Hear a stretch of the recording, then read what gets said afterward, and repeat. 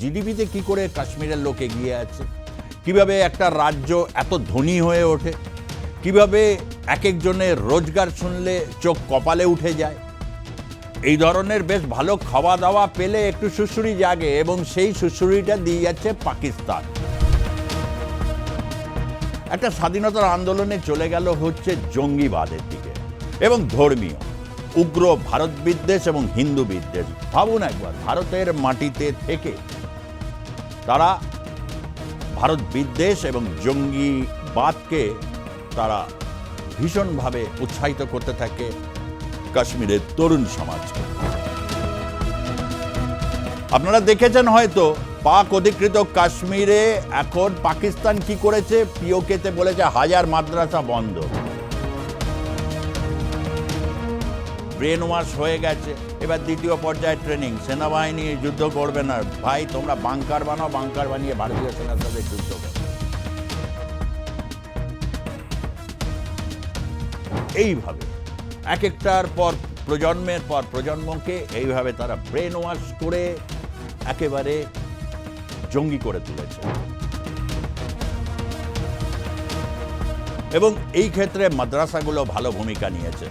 শুধু জম্মু কাশ্মীরের মাদ্রাসার কথা বলছি না, অনেক জায়গায় এরকম মাদ্রাসা আছে যে মাদ্রাসাগুলো একটু খোঁজ নিলেই দেখুন। আসাউদ্দিন ওয়েসি যদি সত্যিকারের দাঁড়িয়ে দৃঢ়তার সাথে বলেন যে ভারতবর্ষে এই জঙ্গিবাদের পেছনে কি কি কারণ কাজ করেছে এবং সেখানে পাকিস্তান কিভাবে মদত দিয়েছে, পাকিস্তানকে কোন কোন ইসলামিক দেশগুলো মদত দিয়েছে, সেটা তিনি যদি মুক্ত কণ্ঠে গিয়ে বলেন এবং ভারতবর্ষের আপামর জনসাধারণের পাশে দাঁড়ান, তাহলে তিনি একজন সত্যিকারের ভারতীয় হয়ে উঠবেন। একটি কাশ্মীরি ছেলের ভিডিও দেখছিলাম, ভেরি ইন্টারেস্টিং ভিডিও। সে প্রায় অনেক রাত্রি ঘুমোতে পারেনি। এই ঘটনাটা 22 তারিখের পর 24 তারিখ সে ভিডিওটা করছে। ভিডিওতে সরাসরি সবাইকে বলছে প্লিজ আসবেন না, এত নিমক হারাম এরা। একটা দেশে যদি জঙ্গিবাদ যে কোনোভাবে যদি বৃদ্ধি পায়, যদি ইসলামিক জঙ্গিবাদ বৃদ্ধি পায়, তাহলে অটোমেটিক্যালি হিন্দু জঙ্গিবাদও আসে। পাকিস্তানের কোনো শিল্পী, পাকিস্তানের কোনো সাথে ক্রিকেট, পাকিস্তানের সাথে কোনো খেলাধুলা, কোনো সম্পর্কর কোনো দরকার নেই। মনটা বেশ ক্ষতবিক্ষত হয়ে রয়েছে এই কারণে যে ইসলামিক জঙ্গিবাদ নিয়ে বহুদিন ধরে বিভিন্ন বিষয় বলেছি, মানে খুব জোরালোভাবে বলা যেটাকে বলে, সেই বলাটা অনেক সময় বলেছি, কিন্তু সেইভাবে সাপোর্ট আসেনি। বরঞ্চ বিভিন্ন আমার যারা লেফটিস্ট বন্ধু রয়েছে, সেকুলার বন্ধু রয়েছে, তারা বলেছেন না, বিষয়টা যেভাবে বলা হচ্ছে সেইভাবে ঠিক বিষয়টা নয়। বিষয়টা তাহলে কি, কথায় কথায় বিষয়টা তাহলে কি আসবে, সেটা হচ্ছে কাশ্মীরের নাকি জনসাধারণের উপর রাষ্ট্রীয় শোষণ চলেছে। আলাম যদি তাই হয়, রাষ্ট্রীয় শোষণ চলে, তাহলে জিডিপিতে কি করে কাশ্মীরের লোক এগিয়ে আছে, কিভাবে একটা রাজ্য এত ধনী হয়ে ওঠে, কিভাবে এক একজনের রোজগার শুনলে চোখ কপালে উঠে যায়। এই ধরনের বেশ ভালো খাওয়া দাওয়া পেলে একটু সুশ্রুরি জাগে, এবং সেই সুশ্রুরিটা দিয়ে যাচ্ছে পাকিস্তান। ভাই সোজা এটা আমি বুঝে গেছিলাম 80-র দশকের পর। কেন বুঝেছি? 80-র দশকে কলকাতায় একবার এসেছিলেন, এখন যাকে গ্রেপ্তার করা হয়েছে সঙ্গদোষে, লোকটা একেবারে গাড্ডায় গেল। কি সঙ্গদোষ? সঙ্গদোষ ছিল হচ্ছে Jammu Kashmir liberation front, JKLF তৈরি হয়েছিল ইয়াসিন মালিক আগে শ্রীনগরের ট্যাক্সি চালাতো। কোনো একটা জায়গায় হয়তো আধা সামরিক বাহিনীর সাথে ওর একটা স্কাপেল হয় খুব অল্প বয়সে, যে কারণে আর কি ওর মধ্যে একটা ক্ষোভ জন্মায়, এবং এই ক্ষোভের কারণে ও কাশ্মীরের মানুষের আত্মনিয়ন্ত্রণের অধিকার চাই, স্বাধীনতা চাই, এই প্রশ্নে জম্মু কাশ্মীর লিবারেশন ফ্রন্ট তৈরি করে। স্বাধীনতার প্রশ্ন যখন আসে তখন অনেক মানুষের মধ্যে একটা সহমর্মিতা তৈরি হয়। এটা হওয়াটা স্বাভাবিক, অস্বাভাবিক একদম নয়। যারা মনে করেন অস্বাভাবিক তারা অনেকেই হচ্ছে এই ফ্রিঞ্জ কিছু থাকে না, fringe force, right wing fringe force, অর্থাৎ মানে তাদের কোনো দায় কখনো আরএসএস বা অন্য কোনো সংগঠন নিতে চায় না, এরকম কিছু Hindu right wing fringe force সেগুলো নিয়ে একটু ছোটোখাটো একটু ঝামেলা তৈরি করতো। কিন্তু সেই ঝামেলাকে অতিক্রম করে 80-র দশকে জেকেএলএফ জম্মু কাশ্মীরে একটা স্বাধীনতার প্রশ্ন তুলেছিল। তারা ভারত রাষ্ট্রে থেকেই স্বাধীনতা তারা আরও বেশি চায়, কারণ 370 তখনও ছিল। তখন একটা ন্যারেটিভ তৈরি হয়েছে, অনেকে সাপোর্টও দিয়েছিলেন। JKLF-এর ইয়াসিন মালিক কলকাতা এসেছিলেন নেতাজি রিসার্চ ব্যুরোতে, 23শে জানুয়ারি তিনি বক্তব্য রেখেছিলেন, বহু মানুষ এসেছিলেন। এই ঘটনাটা ঘটেছিল এই ধরা যাক 85-86 এই সময়কার মধ্যে। 90-এর দশক থেকে একটা স্বাধীনতার আন্দোলনে চলে গেল হচ্ছে জঙ্গিবাদের দিকে এবং ধর্মীয় উগ্র ভারত বিদ্বেষ এবং হিন্দু বিদ্বেষ। ভাবুন একবার, ভারতের মাটিতে থেকে তারা ভারত বিদ্বেষ এবং জঙ্গিবাদকে তারা ভীষণভাবে উৎসাহিত করতে থাকে কাশ্মীরের তরুণ সমাজকে। প্রতিটা জায়গায় জায়গায় তৈরি হচ্ছে তখন মাদ্রাসাতে পড়ানো হচ্ছে মালাউন শব্দ, অর্থাৎ যারা হিন্দু, বৌদ্ধ, খ্রিস্টান প্রত্যেকে হচ্ছে কাফের এবং হচ্ছে মালাউন, এই সমস্তভাবে একটা ঘৃণা বিদ্বেষ ছড়ানো হয়েছে। দায়িত্ব নিয়ে কথাটা বলছি। আপনারা দেখেছেন হয়তো পাক অধিকৃত কাশ্মীরে এখন পাকিস্তান কি করেছে, পিওকেতে বলেছে 1000 মাদ্রাসা বন্ধ। বন্ধ কেন? বলে যে প্রথম পর্যায়ের ট্রেনিং তো হয়ে গেছে, ব্রেন ওয়াশ হয়ে গেছে, এবার দ্বিতীয় পর্যায়ের ট্রেনিং, সেনাবাহিনী যুদ্ধ করবে না। ভাই তোমরা বাংকার বানাও, বাংকার বানিয়ে ভারতীয় সেনার সাথে যুদ্ধ করো। এইভাবে এক একটার পর প্রজন্মের পর প্রজন্মকে এইভাবে তারা ব্রেন ওয়াশ করে একেবারে জঙ্গি করে তুলেছে এবং এই ক্ষেত্রে মাদ্রাসাগুলো ভালো ভূমিকা নিয়েছে। শুধু জম্মু কাশ্মীরের মাদ্রাসার কথা বলছি না, অনেক জায়গায় এরকম মাদ্রাসা আছে যে মাদ্রাসাগুলো একটু খোঁজ নিলেই দেখুন আসামে এই মাদ্রাসাগুলোর উপর কড়া ব্যবস্থা নেওয়া হয়েছে। তার কারণ হচ্ছে জঙ্গিবাদকে উৎসাহিত করছে। আসামে এই ঘটনাগুলোর পরও দেখুন বদরুদ্দিন আজমল, চোখে সুরমা দেওয়া সেই বদরুদ্দিন আজমল যিনি হচ্ছে আতর কিং, দেশে আতরের ব্যবসায় কোটি কোটি টাকা করেছেন। AIUDF পার্টি বলে একটি পার্টি আছে, সে পার্টির নেতা। সুনরম, একেবারে নরম, একেবারে গণতন্ত্র ভারতের কথা বলছেন। এরকমই বাংলা একটা গান বারবার আপনাদেরকে বলি না, এই গানটা আমার খুব প্রিয়। ঠেলায় পড়লে বেড়াল গাছে উঠে যায়। যেই ঠেলায় পড়বে বেড়াল দেখবেন গাছে উঠে গেছে। ঠিক তেমনিভাবে আরও অনেকে এসেছে। সংকটের মুহূর্তে প্রকৃত সংকটকে চিহ্নিত করাই হচ্ছে একজন নেতার কাজ।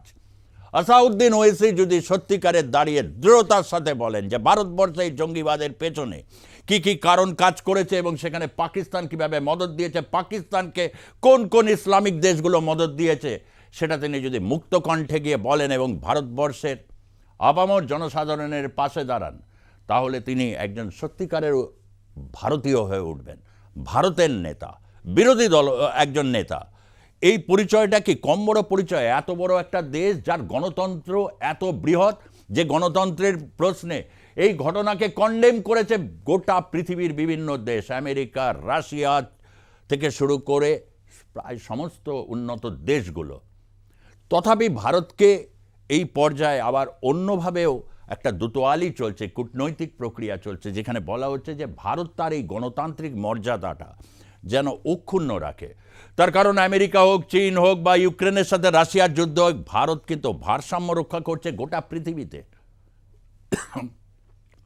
এই যে গুরুত্বপূর্ণ কাজটা করতে হচ্ছে ভারতকে, তার জন্যে ভারতকে কিছু ত্যাগ তৈরি করতে হচ্ছে। 11 দিন অতিক্রান্ত, অনেকেই বলছেন একদম ঠাস কোনো জবাব তো দেওয়া যাচ্ছে না, সবই তো তৈরি আছে, ছবি দেখা যাচ্ছে বিভিন্ন রকম। না, এই লড়াইটা জঙ্গিবাদকে নির্মূল করার লড়াই যদি হয় তাহলে খুব গোড়া থেকে শুরু করতে হবে এবং দীর্ঘদিন ধরে প্রশ্রয় পাওয়া, লালিত হওয়া, পালিত হওয়া এবং ভারতবর্ষের একটা বড় অংশের মানুষের লিবারেল আউটলুককে চ্যালেঞ্জ জানিয়ে জঙ্গিরা যে কাজটা করেছে সেটাতে কাদের উপকার হয়েছে, ক্ষতি কাদের? ক্ষতি হচ্ছে যারা হচ্ছে মানবতায় বিশ্বাসী লিবারেল পন্থী, তাদের বড় ক্ষতি হয়ে গেল এই ঘটনাটা। তার কারণ ভাবুন একবার, কালকে একটি কাশ্মীরি ছেলের ভিডিও দেখছিলাম, ভেরি ইন্টারেস্টিং ভিডিও। সে প্রায় অনেক রাত্রি ঘুমোতে পারেনি। এই ঘটনাটা 22 তারিখের পর 24 তারিখ সে ভিডিওটা করছে। ভিডিওতে সরাসরি সবাইকে বলছে প্লিজ আসবেন না, এত নিমক হারাম এরা, এত নিমক হারাম যে আসবেন না। একজন কাশ্মীর ভ্যালির লোক, মানে এই ভিডিওটা সে বলছে। নিমক হারামিটা কোথায়? নিমক হারামিটা এই জায়গাটাতে যেখানে জঙ্গি একটা বাড়িতে যদি জঙ্গি তৈরি হয়, সেই জঙ্গি যাতে বেঁচে থাকে তার জন্যে কি উৎসাহ, কিন্তু যারা গিয়ে কাশ্মীরের অর্থনীতিকে উন্নত করার চেষ্টা করছে ভাবতেও পারছেন না যে তাকে মারার জন্য প্রস্তুত আছে একজন, বা তাকে মারবে যারা একেবারে সীমানার ওপার পাকিস্তান থেকে এসছে, তাদেরকে আশ্রয় দিয়ে রেখেছে। দিনের পর দিন, বছরের পর বছর এই ঘটনা ঘটেছে। এই ঘটনা একেবারে উন্মুক্ত হয়ে গেছে। অনেকেই কাশ্মীরের এরা বলছেন এবছরের বাজেটে কাশ্মীরকে 1,10,000 কোটি টাকা দেওয়া হয়েছে। 12,000 কোটি টাকার মতো সরকার কাশ্মীর থেকে ট্যাক্স বাবদ পেয়েছে। এই যে ট্যাক্স, এই বাকি যে ভরপাই, কাশ্মীরের যাতে উন্নয়ন হয়। কাশ্মীরের রাস্তা দেখেছেন তো, ভীষণ চড়াই খাড়াই উতরাই, মানে এখান থেকে আপনি চোখে দেখতে পাচ্ছেন এতটা, কিন্তু যেতে লাগবে আপনার 3 ঘন্টা। এতটাই কষ্টকর। সেখানে টানেল তৈরি হচ্ছে, উন্নত প্রযুক্তি আসছে, কোথায় না ওটা পৌঁছে যাবে। এতে খরচাগুলো যে এসছে, সেখানে তো দক্ষিণ ভারতের অনেক রাজ্যও রয়েছে, কর্ণাটক, এগুলো উন্নত রাজ্য। সেই রাজ্যগুলো থেকে ভরপাই নিয়ে সেখানকার একজনকে মেরে দেওয়া হলো, মঞ্জুনাথ, মনে পড়ছে? তার স্ত্রী কিন্তু বলেছিল আমাকেও মেরে দিন, অসুবিধার কী আছে। না, আপনি মোদিজিকে গিয়ে বলুন। মোদিজিকে উনি কিছু বলেননি, গোটা দেশ বলছে। এই ব্যবস্থার কিন্তু একটা মানে হিসেব হওয়া উচিত। সাবভার্সিভ অ্যাক্টিভিটিস বা ইসলামিক জঙ্গিবাদ নিয়ে চর্চা করতে গেলে এটা একটা বিস্তৃত আকার নেবে। তবে কাশ্মীরে এই জঙ্গিবাদের উৎসটা ঠিক কী? 80-র দশক তো বললাম। কাশ্মীরে বিভিন্নভাবে, এই কাশ্মীর হচ্ছে বেসিক্যালি শৈবতন্ত্রের জায়গা। আপনারা কৈলাস খেরের গান শুনেছেন তো, কি অসাধারণ গান গায়। এরকম কাশ্মীরের আকাশে বাতাসে বহু এরকম মানুষ রয়েছেন যারা শৈবতন্ত্রে বিশ্বাসী করেন। কৈলাস, হিমালয়, কাশ্মীর, কাশ্যমুনি থেকে কাশ্মীর, এবং কালহানের যে রাজতরঙ্গিনী, সেখানে কাশ্মীরের বিস্তৃত বর্ণনা রয়েছে। দেখুন সেই সংস্কৃতি কী সংস্কৃতি ছিল। তারপর ভারতবর্ষে ইসলামিক শাসনে আসার পর সেখানে সুফিতন্ত্রের মাধ্যমে কাশ্মীরের একটা রূপ পরিবর্তিত হয়। মানুষগুলো 80-90-এর দশক পর্যন্ত ছিল প্রাণবন্ত, ধর্মীয় বিষয়টাকে অগ্রাধিকার না দিয়ে জাতির প্রশ্ন, এবং সামগ্রিক ভারতবর্ষে তাদের যে একটা অন্য রকমের মেজাজ বা সুর আছে, সেটা পরিলক্ষিত হতো। শেখ আবদুল্লাহ কি চেয়েছিলেন যে পাকিস্তানে অঙ্গীভূত হতে?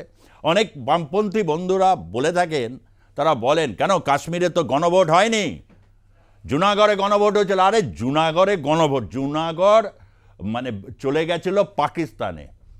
ভারতীয় সেনাবাহিনী তৎকালীন তাই অনেকেই তো দাবি তুলেছিল। এই যে হায়দ্রাবাদ, যেখানে আসাউদ্দিন ওয়েসি যে জায়গা থেকে আসেন, তার নিজামত, তিনি তো ভারতের সাথে একেবারে যুদ্ধ করেছিলেন। কি হয়েছে? কাশ্মীরের রাজা হরি সিং ভারতের সাহায্য নিয়েছেন। তিনি রাজা ছিলেন এবং ভারতবর্ষে তখন শুধু তো তিনি একা রাজা নন, 500 জন রাজা ছিল। তো কোথাও যখন প্লেবিসাইড হয়নি, অর্থাৎ গণভোট হয়নি, এক্ষেত্রে হয়তো গণভোটটা না হয়নি, তবে গণভোট হলে কি তারা পাকিস্তানে যেতেন? তারা দায়িত্ব নিয়ে বলে ফেলছেন কেউ কেউ বামপন্থী, সিট শূন্য, সিট শূন্য, আন্ডারস্ট্যান্ডিং কমে গেছে দেশবাসীর সাথে। অথচ বক্তৃতা দেওয়ার সময় এবং বলার সময় যেন ভারতবর্ষ তারা বুঝে গেছেন, কিছু বোঝেননি। বিবেকানন্দের দেখা ভারতবর্ষকেও বুঝতে পারেননি, মহাত্মা ফুলের দেখা ভারতবর্ষকেও বুঝতে পারেননি, বা বাল গঙ্গাধর তিলকের দেখা ভারতবর্ষকেও বুঝতে পারেননি। এই ভারতবর্ষে একটা হিন্দু সংস্কৃতির প্রবাহমান ধারা রয়েছে। কার্ল মার্কস কি লিখে যাননি? ডায়ালেকটিক্স নিয়ে লিখতে গিয়ে তিনি কি ভারতের কথা বা গ্রিসের কথা বলেননি? সেই ভারত কি ইসলামিক ভারত ছিল নাকি? সেই ভারতের অন্তবিহীন যে একটা ডায়ালেকটিক্স চর্চা রয়েছে, এদেশে মুনি ঋষির যেমন জন্ম হয়েছে, চারবাকের জন্ম হয়েছে। চারবাক পন্থা এদেশের মানুষকে একটা রিজন দিয়েছে, রিয়ালিটি দিয়েছে, যে কারণে বিজেপি তার স্টেটমেন্টেও, আমার মনে আছে লাল কৃষ্ণ আডবাণী হিন্দুত্ব গিয়ে বলতে গিয়ে, যেটা পরবর্তী ক্ষেত্রে কোর্টও এই ব্যাখ্যা দিয়েছে, আদালত, যে it's a way of life, যেখানে নাস্তিকরাও স্বীকৃত। নাস্তিকদের সাথেও সেখানে আলোচনা করা হয়। নাস্তিক বলতে ক্ষেত্রে একদম সরাসরি যারা চারবাকপন্থী ছিলেন, যারা বেদকে পর্যন্ত অস্বীকার করেছিলেন, তথাপি সামগ্রিক ধারাকে কিন্তু এটা অস্বীকার করেনি, সেটার সাথে থিসিস অ্যান্টিথিসিসের মাধ্যমে একটা সিনথেসিস তৈরি হয়েছে, যেটাকে হিন্দুত্ব বা ওয়ে অফ লাইফ বলে লালকৃষ্ণ আডবাণী বলেছিলেন। সেটা নিয়ে চর্চা হতেই পারে, বলা যেতেই পারে, বা তার বিপক্ষে যুক্তি আসতে পারে, কিন্তু পাকিস্তান ফান্ডেড বা বাংলাদেশের এই সমস্ত মৌলবাদীরা তারা টেক্সট ঠিক করবে এবং হিন্দুত্বকে প্রধান প্রতিপক্ষ তৈরি করে এবং তার সাথে ইসরায়েলকে মিশিয়ে সাধারণ ভারতবাসীর উপর যে অত্যাচার, যে নিপীড়ন, যে সন্ত্রাসবাদকে তারা নামিয়ে আনছে, সেটার কিভাবে মাপ করা যায়। তাই সন্ত্রাসবাদের ক্ষেত্রে ইসলামিক সন্ত্রাসবাদকে চিহ্নিত করতে হবে। প্রচুর জায়গায় এমন এমন শব্দগুলো রয়েছে এবং সেগুলো জানা যায়, এবং এটাকে সরকারকে ভেবে দেখতে হবে যে মাদ্রাসা ব্যবস্থার কিভাবে সংস্কার হবে, মাদ্রাসা ব্যবস্থার বা তাদের আধুনিক লেখাপড়ার দিকে কিভাবে আসবে। একটা দেশে তো একটা এডুকেশন সিস্টেম থাকবে যেখানে বলা হচ্ছে হিন্দু মানে কাফের, মালাউন, তাহলে এই দেশের সংখ্যাগরিষ্ঠ মানুষের সাথে তারা মিশবেন কি করে? প্রতি মুহূর্তে তারা প্রতিপক্ষ ভাববে এবং সুযোগ পেলে নানা রকম ক্রিয়াকলাপ করবেন, তাতে তো বিচ্ছিন্নতা বাড়বে। তাই একাত্মবোধকে আনার জন্য ইসলামিক সন্ত্রাসবাদ বা মৌলবাদকে তাত্ত্বিকভাবে বিশ্লেষণ করার একটা সময় এসেছে। জাভেদ আখতারের কথা বলবো। জাভেদ আখতার একটা কথা খুব সুন্দর বলেছেন। জাভেদ আখতারকে তো চেনেন নিশ্চয়ই, গীতিকার, চিত্রনাট্যকার। সলিম খান, জাভেদ আখতার, এই দুজনে মিলে শোলে চিত্রনাট্য লিখেছিলেন। এরা দুজন উর্দু কবি, এবং 74 সালে রমেশ সিপ্পিকে সাথে পরিচয় হওয়ার পর দুজন রাজি হলেন শোলে চিত্রনাট্য লিখবেন বলে। অল্প পয়সায় তরুণ একজন, অসাধারণ চিত্রনাট্য এবং ভারতের সর্বকালের সেরা ছবির তকমা পেয়ে রয়েছে এই শোলে, কমার্শিয়ালি হিট। সে জাভেদ আখতার বলেছেন কোনো দরকার নেই। ভাবুন তো 80, 90, 2000 যখন বুরহান ওয়ানিকে পর্যন্ত ফাঁসি দেওয়া হলো এবং সেই একজনকে সামনে বেঁধে জিপে করে নিয়ে যাচ্ছে আর্মি, যাতে আর্মির উপর যাতে পাথরবাজি না করতে পারে। ভাবুন সেই দিনটার কথা। তখন তাদের ন্যারেটিভ কী ছিল? আমরা বারবার বলেছি যে জঙ্গিবাদকে অবশ্যই খোলা মনে এটাকে সমালোচনা করতে হবে। একটা দেশে যদি জঙ্গিবাদ যে কোনোভাবে যদি বৃদ্ধি পায়, যদি ইসলামিক জঙ্গিবাদ বৃদ্ধি পায়, তাহলে অটোমেটিক্যালি হিন্দু জঙ্গিবাদও আসবে, এবং এই দুটো যাতে না হয় সবচেয়ে ক্ষতিগ্রস্ত হবে সাধারণ মানুষ, যারা প্রকৃতপক্ষে সেকুলার এবং লিবারেল। তাই হয়েছে এই দেশে। গরিবের কথা সত্যি হয় যখন বাসি হয়। আমি প্রশ্ন করতাম সেই সময়ও, জাভেদ আখতার এরা কেন চুপ কেন? আর জাভেদ আখতার কি বলছে, এটা এই মুহূর্তের বুঝতে পেরেছে যে পাকিস্তানের কোনো শিল্পী, পাকিস্তানের কোনো সাথে ক্রিকেট, পাকিস্তানের সাথে কোনো খেলাধুলা, কোনো সম্পর্কর কোনো দরকার নেই, কোনো লাভ নেই। ঠিক কথা, কোনো লাভ হবে না। ক্রিকেট খেলে কি হবে? ক্রিকেট তো জেন্টলম্যানস গেম, ভদ্রলোকের খেলা বলা হয়। কি ভদ্রতা রেখেছে শাহিদ আফ্রিদির এক ভাই। এতদিনে জানা গেল শাহিদ আফ্রিদি এত ভারত বিদ্বেষী কেন। সে সরাসরি দানেশ কানেরিয়াকেও বলতে যেতে পেরেছে যে পাকিস্তানের কোনো শিল্পী, পাকিস্তানের কোনো সাথে ক্রিকেট, পাকিস্তানের সাথে কোনো খেলাধুলা, কোনো সম্পর্কর কোনো দরকার নেই, কোনো লাভ নেই। ঠিক কথা, কোনো লাভ হবে না। ক্রিকেট খেলে কি হবে? ক্রিকেট তো জেন্টলম্যানস গেম, ভদ্রলোকের খেলা বলা হয়। এরকম জঙ্গিবাদের দ্বারা আকৃষ্ট হয়েছিল এবং বিএসএফের হাতে সে নিহত হয়, সেই কারণে সে ভারত বিদ্বেষী। ভাবুন এক ভাই। তো এই ক্রিকেট টিম বা এদের সাথে কি খেলা দরকার আছে? দেখলাম কূটনৈতিক স্তরে, আমি তো প্রথমে বললাম কূটনৈতিক সম্পর্ক ছিন্ন করা হয়েছে। 55 দেখি 30 জন কূটনীতিক ভারতের পাকিস্তানে থাকবে, পাকিস্তানের 30 জন কূটনীতিক ভারতে থাকবে। পুরো ছিন্ন করলে কি অসুবিধা হতো? কি অসুবিধা হতো? কিছুই অসুবিধা হতো না, কিন্তু একটা বার্তা তো যেত। যাই হোক, সেটা উচ্চমহলের ব্যাপার, উচ্চমহল সেটাকে ঠিক করবে, উচ্চমহলের একরকম চিন্তাভাবনা থাকে। কিন্তু ইসলামিক জঙ্গিবাদের এই যে দপদপা, এর বিরুদ্ধে সবচেয়ে বেশি এগিয়ে আসতে হবে কাদের? হিন্দু সমাজকে। হিন্দু সমাজকে এর প্রতিবাদ তো যেমন করতে হবে, তারা অবশ্যই জঙ্গিবাদের যদি শিকার হচ্ছে মানুষ, কিন্তু ইসলামিক স্কলার যারা রয়েছেন এদেশে অনেকেই আছেন, জাভেদ আখতারের মতো ব্যক্তিত্ব রয়েছেন, সফল একজন ব্যক্তিত্ব, বা রাজনৈতিক স্তরে আসাউদ্দিন ওয়েসি বা যারা যারা রয়েছেন বিভিন্ন ক্ষেত্রে মুসলমানের স্বার্থকে তারা রক্ষা করার আন্দোলন নিঃসন্দেহে তাদের করতে হবে, এটা তাদের রাজনৈতিক দায়বদ্ধতার প্রশ্ন রয়েছে। কিন্তু তাই বলে সেই স্বার্থের সাথে মৌলবাদকেও কখনো কখনো তাদের বয়ানে কিন্তু এটা আলাদা করা যায়নি, যে কারণে আজ দেশ জুড়ে একটা অদ্ভুত পরিস্থিতি তৈরি হয়েছে। কেউ কাউকে বিশ্বাস করছে না। আর কাশ্মীরিদের এই মুহূর্তে বিশ্বাস করানো কঠিন। অনেকে আছেন ভাবা আলুতা দেখাবেন, অনেকে আছেন মোমবাতি মিছিল হয়েছে। মোমবাতি মিছিল হয়েছে তো কী হয়েছে? তারা আশ্রয় দেয়নি ওখানে। মোমবাতি যারা মিছিল করে তারা জানে না যে এই বাড়িতে কে আছে, কোথায় গিয়ে আশ্রয় নিচ্ছে, পীর পাঞ্জাল থেকে কোথায় কোথায় কে করে যাচ্ছে, বারমুলাতে, উড়িতে প্রত্যেক দিন যে সেলিং হচ্ছে, পাকিস্তানের হেভি সেলিংয়ের জায়গায় ভারত একটা রেস্ট্রিক্টেড সেলিং, কারণ ওরা সেলিং বাড়ালে মারা যাবে কারা, কোনো দিন তো ভাবিনি, বা সাম্প্রদায়িক কোনো লাইনে যায়নি। উল্টে তারা বারবার প্ররোচিত করছে এখন সরকারকে। এই ক্ষেত্রে সরকার কি ব্যবস্থা নেবে, সামরিক সলিউশন কিভাবে হবে, সেটা নিয়ে তো আমরা প্রতি মুহূর্তে আপনাদেরকে আপডেট দিচ্ছি, অতিরঞ্জন করতে চাইছি না। কিন্তু ইসলামিক জঙ্গিবাদ, এই জঙ্গিবাদের শিকার সবচেয়ে বেশি যে দেশগুলোর মধ্যে আছে সেটা নিঃসন্দেহে ভারতবর্ষ।